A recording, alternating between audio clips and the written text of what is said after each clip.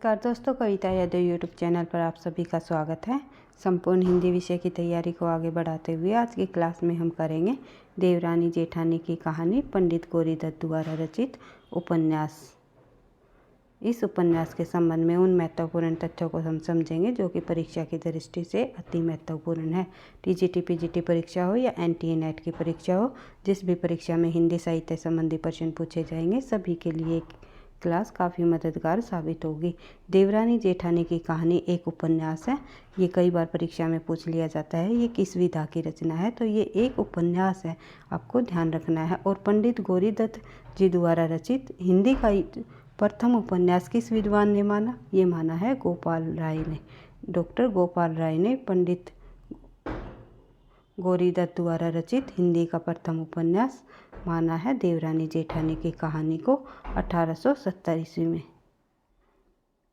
1870 ईस्वी में इस उपन्यास की रचना हुई।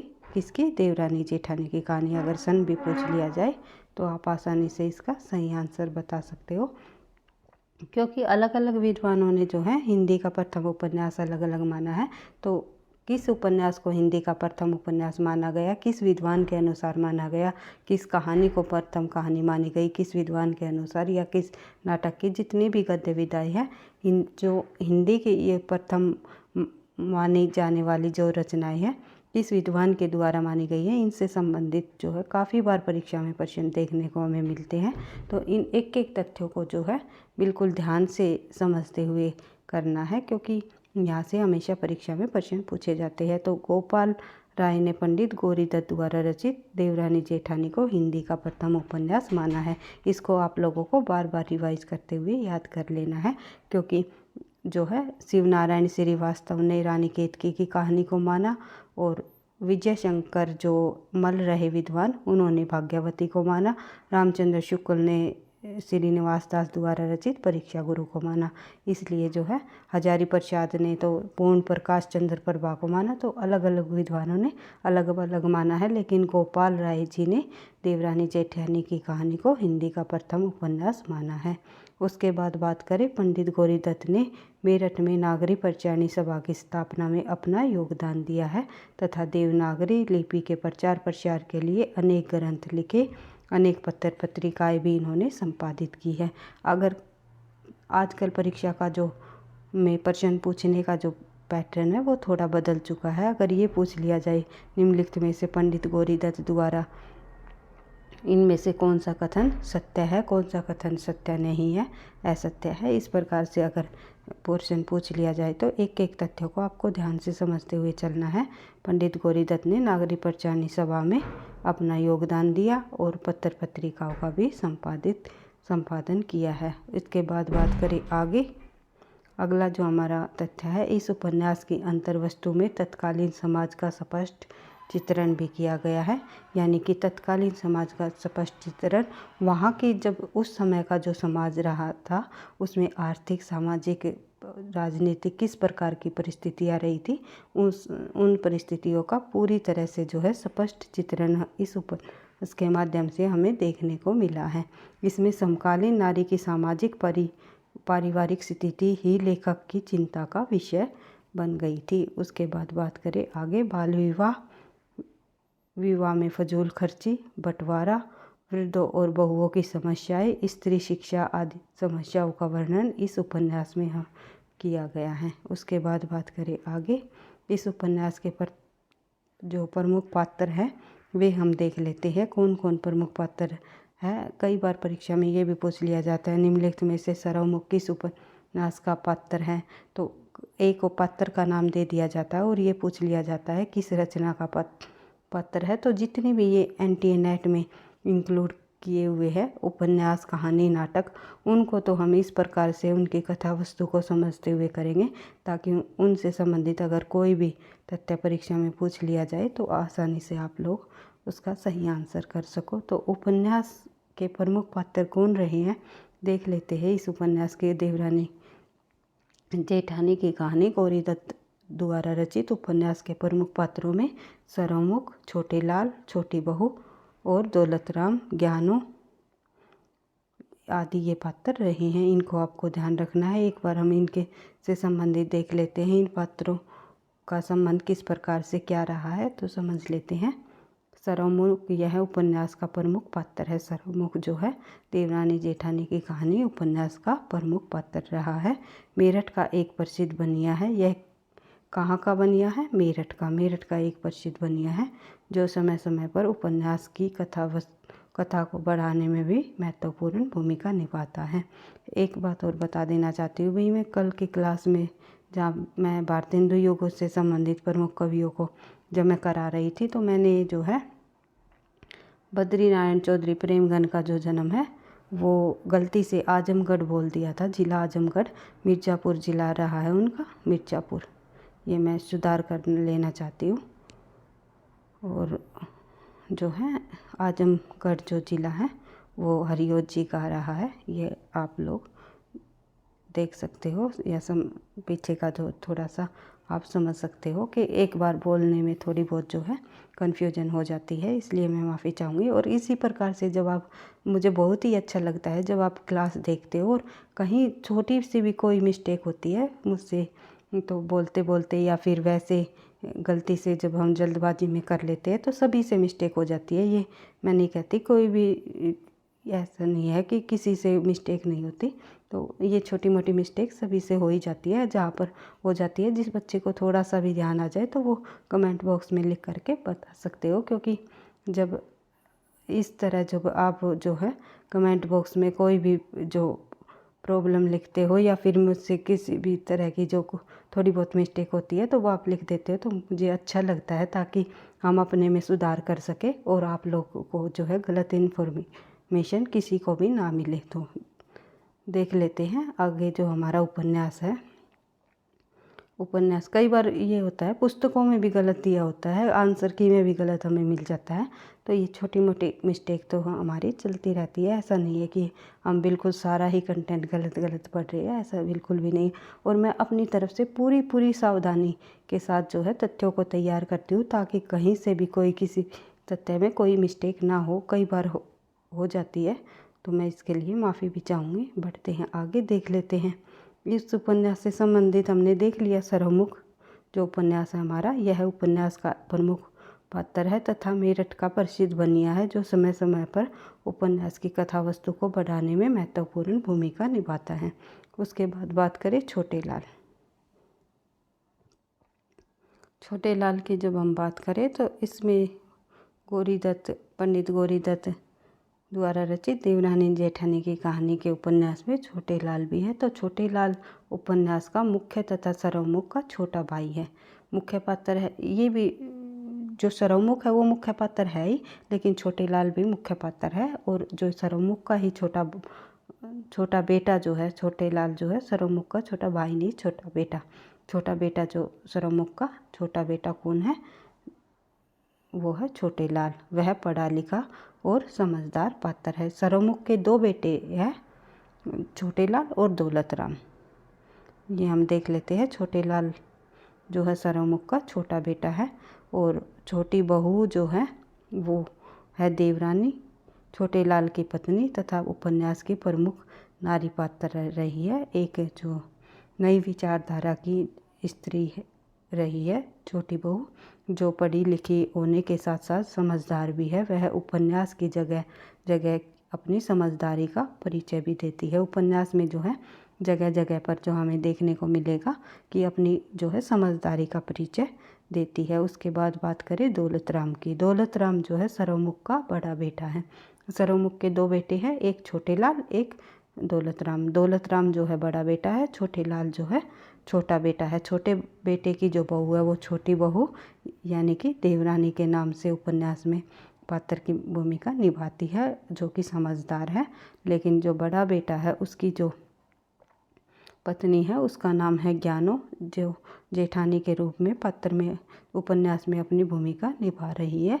तो ज्ञानो दौलत राम की पत्नी तथा घर की बड़ी बहू है, जो कि एक अनपढ़ है। वह सदैव अपनी सास और देवरानी की आलोचना करती रहती है। इसके अतिरिक्त पार्वती तथा सुखदेई सर्वमुख की बेटियां, दो बेटियां हैं सर्वमुख के और दो बेटे हैं। बेटे का नाम छोटे लाल और दौलत राम है। जिनकी पत्नियों का नाम छोटे लाल की पत्नी छोटी बहू जिसे देवरानी, और बड़े बेटे दौलत राम की पत्नी ज्ञानो जो कि जेठानी है, और 2 बेटियां जो है वो पार्वती और सुखदेई नाम की 2 बेटियां हैं। दौलत राम ज्ञानो जो है नन्हे मोहन आदि पात्र भी उपन्यास की कथा को आगे बढ़ाने में रोचक भूमिका निभाते हैं, अपनी महत्वपूर्ण भूमिका निभाते हैं। कौन कौन? दौलत राम तो है ही प्रमुख, जो सर्वमुख का बेटा, बड़ा बेटा, उसके बाद उनकी पत्नी ज्ञानो, फिर है नन्हे मोहन आदि पात्र। नन्हे मोहन इनके बच्चों के नाम हैं। अपनी कथा वस्तु को आगे बढ़ाने में अपनी महत्वपूर्ण भूमिका निभाते हैं। अब हम समीक्षा को देखेंगे, तब आपको जो है कथा वस्तु भी समझ आ जाएगी किसमें क्या है। तो देख लेते हैं देवरानी जेठानी की कहानी उपन्यास की समीक्षा। देवरानी जेठानी की कहानी पुनर्जागरण की चेतना से सीधी जुड़ी हुई एक उपन्यास है। उसके बाद बात करें, एक रचना है अशिक्षा के कारण मध्यवर्गीय परिवारों की स्त्रियों की स्थिति का दयनीय विवरण इसमें दिखाया गया है। नारी शिक्षा सामाजिक परिवर्तन में अपनी महत्वपूर्ण भूमिका निभा रही है। किस प्रकार से नारी के शिक्षित होने से जो है समाज में जो है परिवर्तन होता जा रहा है, ये जो है ये चीज़ इस उपन्यास के माध्यम से हमें देखने को मिल रही है। तो देख लेते हैं। उपन्यास में सर्वमुख नाम का एक बनिया है। क्या है वो? बनिया, जिसके 2 पुत्र दौलत राम और छोटे लाल तथा 2 पुत्रियां पार्वती और सुखदेई हैं। सर्वमुख के बड़े बेटे दौलत की पत्नी बड़ी बहू यानी ज्ञानो है, जिसे जेठानी की भूमिका निभाती है, तथा छोटे बेटे छोटे लाल की पत्नी छोटी बहू जो कि देवरानी की भूमिका निभाती है। छोटी बहू जो है देवरानी पढ़ी लिखी तथा समझदार है, जबकि बड़ी बहू जेठानी अनपढ़ है तथा सदैव अपनी सास तथा देवरानी की आलोचना करती रहती है। छोटी बहू संस्कारी थी, उसे धन संपत्ति तथा जायदाद का कोई लालच नहीं था, किंतु बड़ी बहू लालची थी। उसके बाद जो है बड़ी बहू में अपने लालची स्वभाव के कारण अपने पति दौलत राम और सास को छोटी बहू के विरुद्ध भड़काकर घर का बंटवारा कर दिया था। यानी कि बड़ी बहू का जो लालची स्वभाव था उसके कारण अपने पति और सास को छोटी बहू यानी अपनी देवरानी के विरुद्ध भड़काकर जो है उन्होंने जो है क्या करवा लिया था? घर का बंटवारा।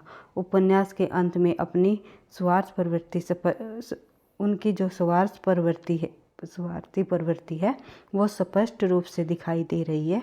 जैसे कि देख लेते हैं, जब जायदाद के बंटवारे में मंडी की दुकान दौलत राम के हिस्से में आई तब भी बड़ी बहू खुश नहीं थी, क्योंकि वह छोटे लाल के हिस्से में हवेली आने की बात पर मन ही मन असंतुष्ट थी। इसलिए हवेली से जाते समय वह 2 खिड़कियों के दरवाजे तथा चौखट उतारकर अपने साथ ले गई। यानी कि एक मंडी की दुकान थी और एक हवेली थी। तो मंडी की दुकान जो है बड़े बेटे दौलत राम के हिस्से में आई, लेकिन जो हवेली छोटे बेटे जो है सर्वमुख के छोटे बेटे के हिस्से में आ गई थी। तो जो बड़ी बहू थी वो इस बात से खुश नहीं थी कि उनके हिस्से में हवेली आ गई। हवेली से जाते वक्त वे क्या उतार कर ले गई? 2 खिड़कियाँ और 2 खिड़कियों के दरवाजे और चौखट उतार करके अपने साथ ले गई। इससे स्पष्ट होता है कि व्यक्ति को चाहे जितना भी धन संपत्ति मिल जाए, परंतु वह दूसरों की संपत्ति देखकर कभी खुश नहीं होता। ये इंसान की प्रवृत्ति होती है। एक तरह से जो लालची स्वभाव के इंसान होते हैं वे अपने सुख से सुखी नहीं होते, दूसरों के सुख से दुखी जो है जल्दी हो जाती है। ये कहा भी जाता है। आप लोगों को जो है ये प्रवृत्ति कहीं ना कहीं आसपास आप लोगों को देखने को भी मिल ही रही होगी। तो ज़्यादा कुछ समझाने की इसमें ज़रूरत है नहीं। तो देख लेते हैं आगे। तत्कालीन समाज में बाल विवाह का प्रचलन था, किंतु छोटे लाल और उसकी छोटी बहू यानी कि ने अपने पुत्रों का बाल विवाह न कराकर उनकी पढ़ाई लिखाई पर अधिक ध्यान दिया।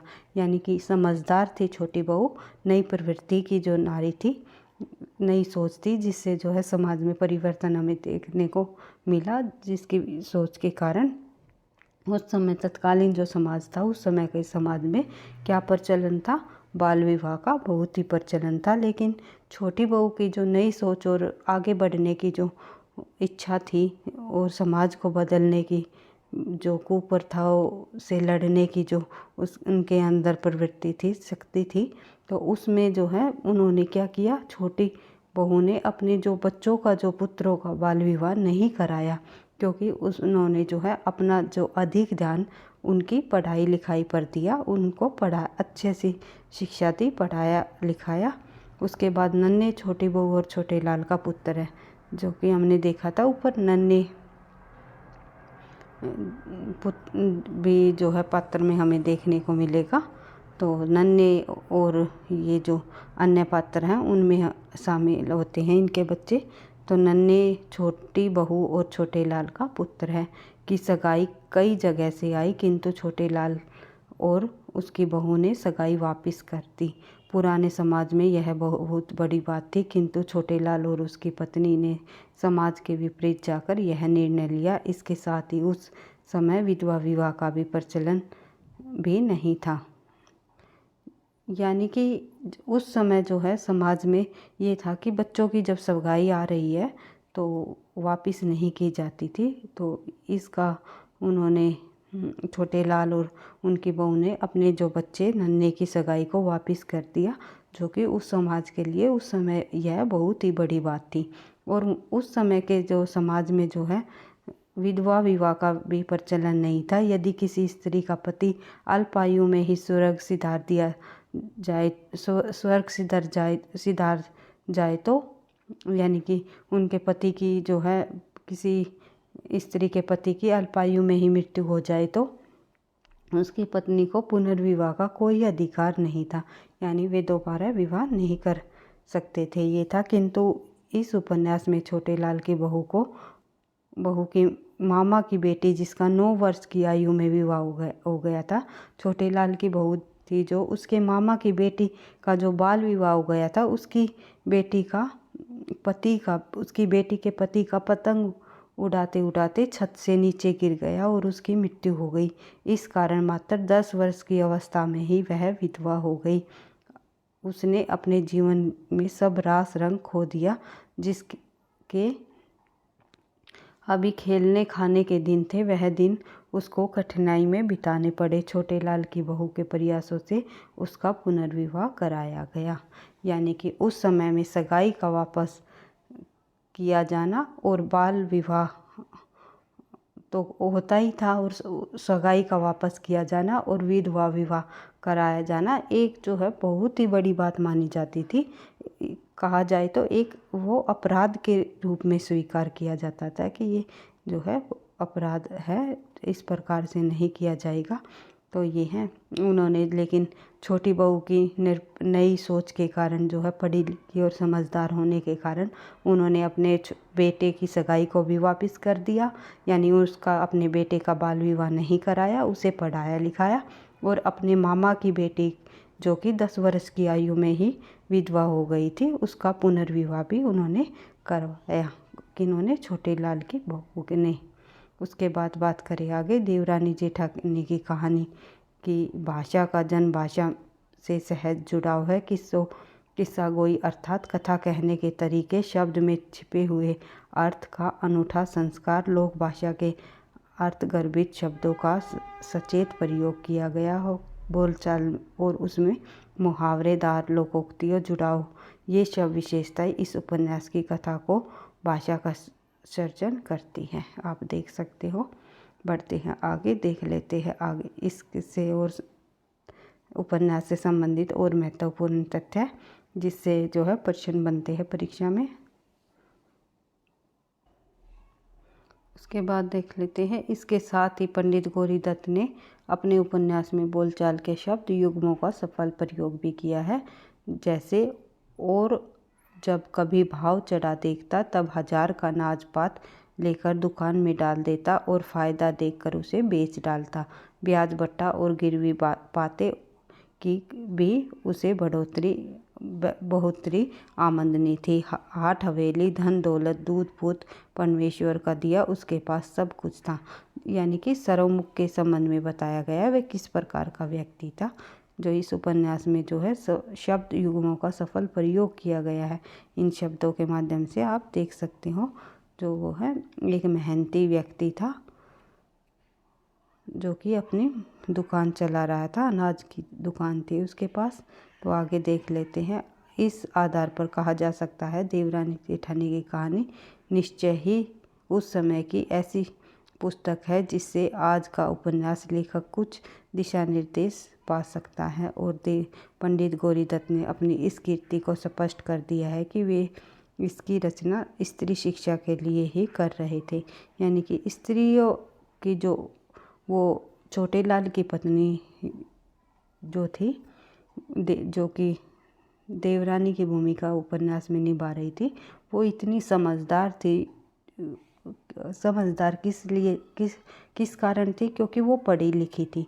तो इसी कारण जो ये उपन्यास है इस स्त्री शिक्षा पर बल देते हुए जो बात कर रहा है कि स्पष्ट बता रहा है कि स्त्री शिक्षा आज के समाज में या समाज में हमारे जो है समाज को सुधारने के लिए कितनी महत्वपूर्ण भूमिका निभाती है।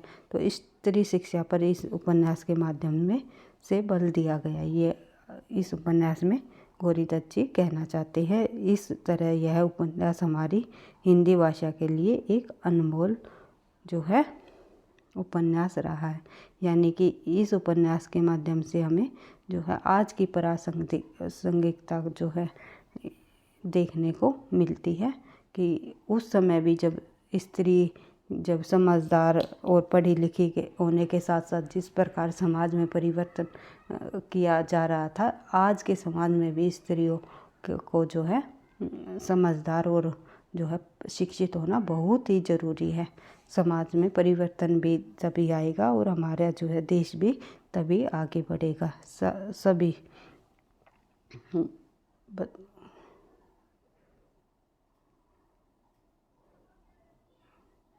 एक सेकेंड भाई। उसके आज ये हमारा देवरानी जेठानी की कहानी का जो ये उपन्यास है ये हमारा समाप्त हो गया है। इससे संबंधित अगर परीक्षा में कोई भी प्रश्न आपको देखने को मिलेगा, अगर घुमा फिरा कर भी प्रश्नों को पूछ लिया जाए, पात्रों से संबंधित अगर प्रश्न पूछ लिया जाए या पूछ लिया जाए कि इस उपन्यास ने देवरानी जेठानी की कहानी को हिंदी का प्रथम उपन्यास माना, किस सन में ये लिखा गया, किस विद्वान द्वारा लिखा गया, और गौरीदत्त के संबंध में भी अगर कुछ पूछ लिया जाए तो जो है आप आसानी से इसका सही आंसर कर सकते हो। इसी प्रकार से हम जो है एंटी नेट के अंतर्गत जितने भी नाटक, उपन्यास, कहानी, निबंध ये लगाए हुए हैं, गद्य विधाओं से संबंधित जो रचनाएं दी गई है, ये कहीं ना कहीं टीजीटी पीजीटी परीक्षाओं में भी आपको इनके से संबंधित एक दो तथ्य आपको देखने को अवश्य मिलेंगे। पात्र पूछ लिए जाएंगे कि पात्र ये किस उपन्यास का पात्र है। जैसे कि मुंशी प्रेमचंद के जो जितने भी प्रमुख उपन्यास रहे हैं, गोदान जैसे उपन्यासों के पात्र और उनसे संबंधित पंक्तियाँ जो तथ्य है वे हमेशा ही हर परीक्षा में पूछ लिए जाते हैं। तो धीरे धीरे हम एक एक रचना को भी बीच बीच में जो है करते हुए चलेंगे। टीजीटी पीजीटी परीक्षाओं के लिए और एनटीए नेट की परीक्षाओं के लिए ये आपके लिए काफ़ी मददगार साबित होंगे। तो अधिक से अधिक प्रश्नों का अभ्यास करते हुए हम अपनी तैयारी को धीरे धीरे आगे बढ़ाएंगे और उपन्यासों से संबंधित या फिर नाटक से संबंधित अन्य गद्य विधाओं से संबंधित भी हम जो है अधिक से अधिक प्रश्नों का अभ्यास भी करेंगे अपनी तैयारी के माध्यम से। वीडियो आपको कैसी लगी, पसंद आई तो लाइक करना, दोस्तों के साथ शेयर करना, चैनल पर पहली बार हो तो सब्सक्राइब करना ताकि नोटिफिकेशन आपको समय पर मिलता रहे। और किसी भी प्रकार का कोई डाउट हो या किसी भी प्रकार की कोई मिस्टेक बीच में हो जाए तो आप कमेंट बॉक्स में लिख करके आप बता सकते हो। पढ़ते रहना, आगे बढ़ते रहना। थैंक यू, धन्यवाद।